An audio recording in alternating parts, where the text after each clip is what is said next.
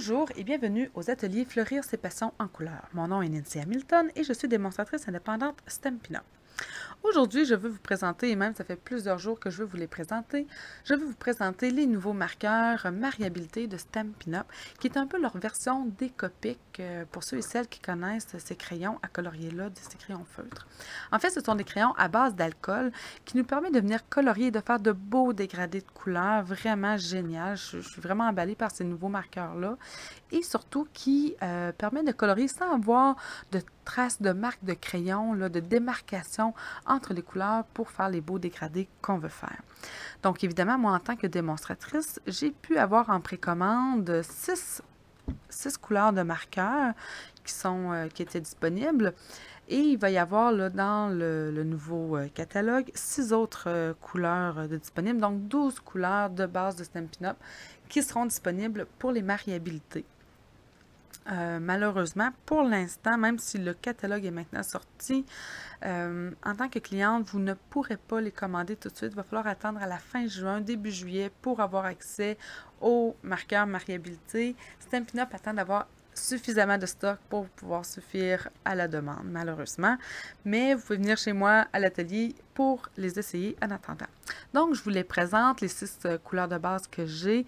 J'ai ici cerise carmin, tarte au potiron, narcisse délice, fruits des bois, Copacabana et vert olive. Et ce que vous allez pouvoir retrouver aussi éventuellement, vous allez pouvoir retrouver corail calypso, brune dune, melon membo, bleu nuit, ardoise bourgeoise et galante glycine. Aussi, ce que vous allez avoir de besoin pour pouvoir colorier avec ces marqueurs-là, tout d'abord du carton Murmure blanc, qui est un carton de base, et l'encre Memento. L'encre Memento, c'est pas quelque chose de nouveau, mais c'est nouveau chez Stampin' Up! C'est ça, c'est nouveau maintenant là, chez Stampin' Up! C'est une encre vraiment idéale pour la coloration avec des marqueurs à base d'alcool et vraiment, elle est tendre d'une façon géniale, vous allez l'adorer. Ensuite, ce que vous allez pouvoir vous procurer, il y a ici un ensemble de marqueurs qu'on appelle un assortiment carnation qui permet entre autres de colorier les visages et les peaux pour ceux et celles qui aiment colorier des personnages. Et enfin, il y a le marqueur nuanceur qui sert entre autres à venir ajouter, bon, comme le nom le dit, des nuances, à venir ajouter des touches de lumière ici et là pour ceux et celles qui aiment jouer avec des jeux d'ombre et de lumière là, en coloriant. Vraiment intéressant. On dirait vraiment qu'il repousse la couleur. Ça ne l'efface pas complètement, c'est pas un effaceur, mais ça vient comme repousser un peu la couleur.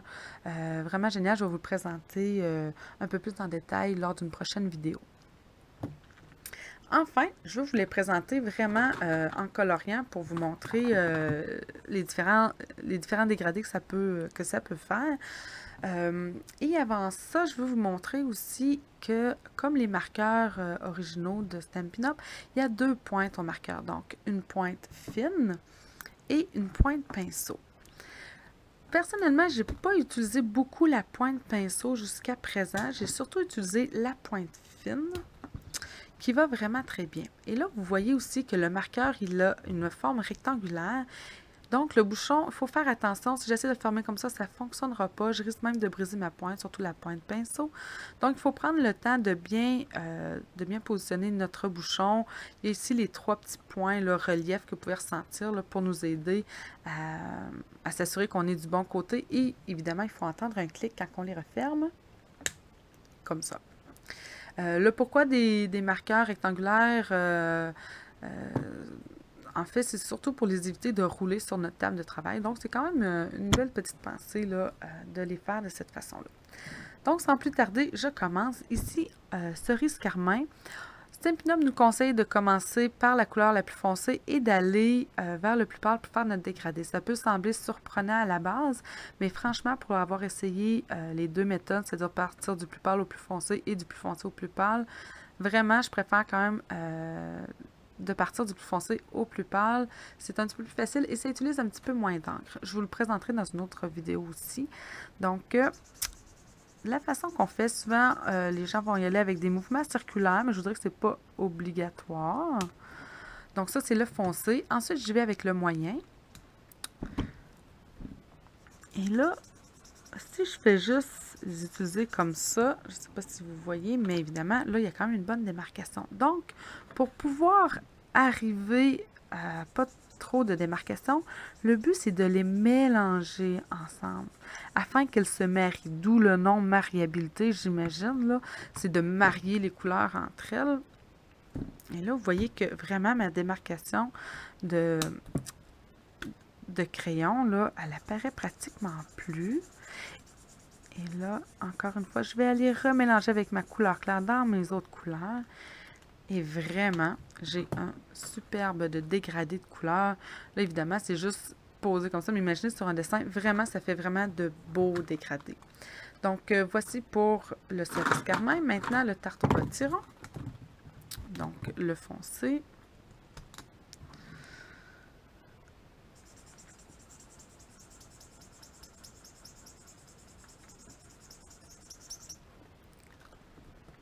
Le moyen.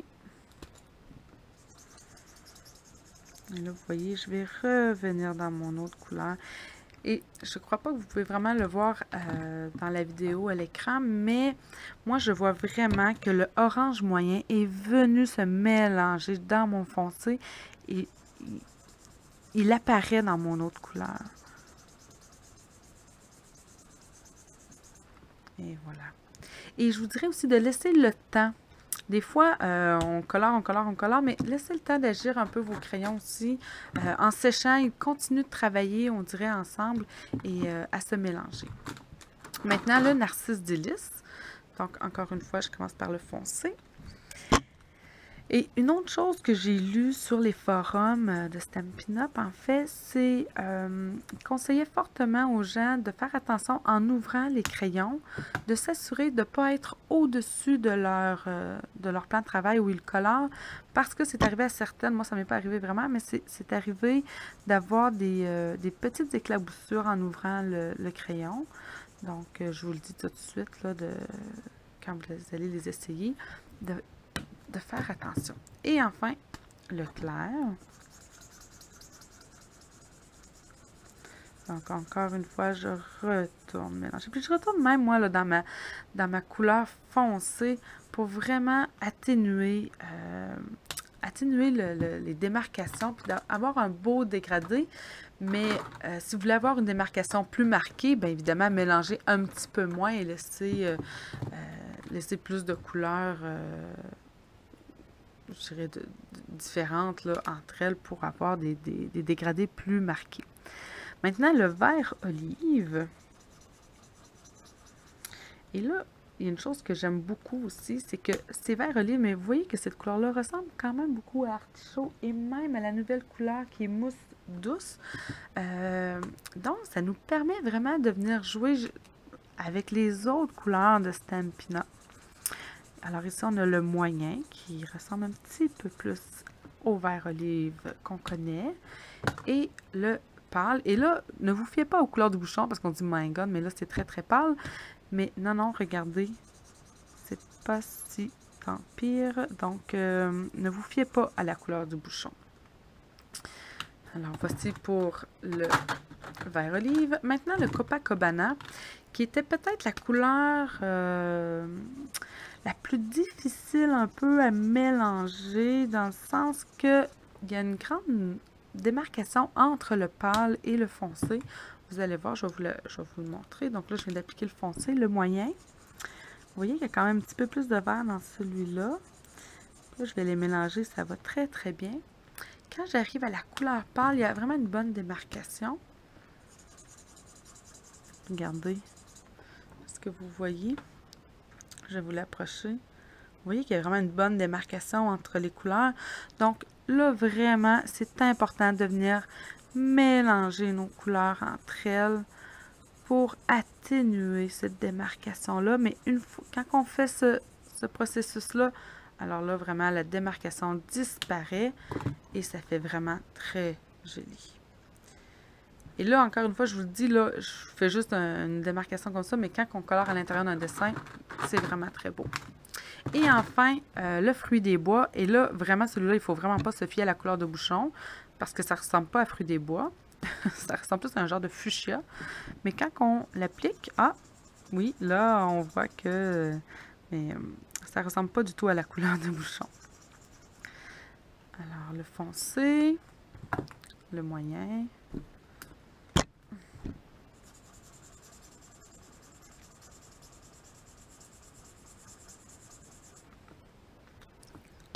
Et le pâle.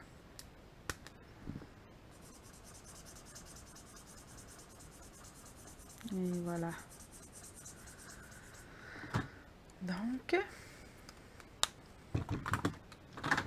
voici les différents dégradés qu'on peut faire pour l'instant avec les marqueurs Stampin' Up.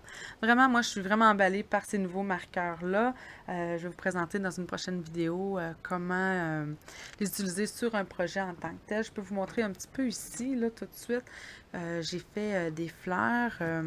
Ici, j'ai utilisé surtout le tarte au potiron et j'ai utilisé les différentes techniques. Comme je vous disais, là, j'ai essayé ici celle proposée par Stampin' Up, donc d'y aller du plus foncé au plus pâle. On voit que le dégradé est somme toute là, très atténué, vraiment. C'est vraiment quelque chose, moi c'est un dégradé qui me plaît beaucoup. Ici, j'ai utilisé plutôt du plus pâle au plus foncé. Donc, il faut colorier toute la fleur en pâle, ensuite rajouter la couleur moyenne, revenir atténuer avec le pâle, rajouter le foncé, revenir atténuer avec le pâle. Et ça fait un très beau dégradé de couleur, vous le voyez très bien. La seule chose, c'est que ça utilise beaucoup d'encre de vos marqueurs. Mais c'est aussi un effet très, très joli. Et finalement, ici, là, je les ai déjà découpés, la dernière que j'ai fait, en fait, je voulais moins mélanger mes couleurs pour avoir vraiment une bonne démarcation entre mes marqueurs, qui fait aussi un effet très joli là, quand on veut avoir plus de démarcation.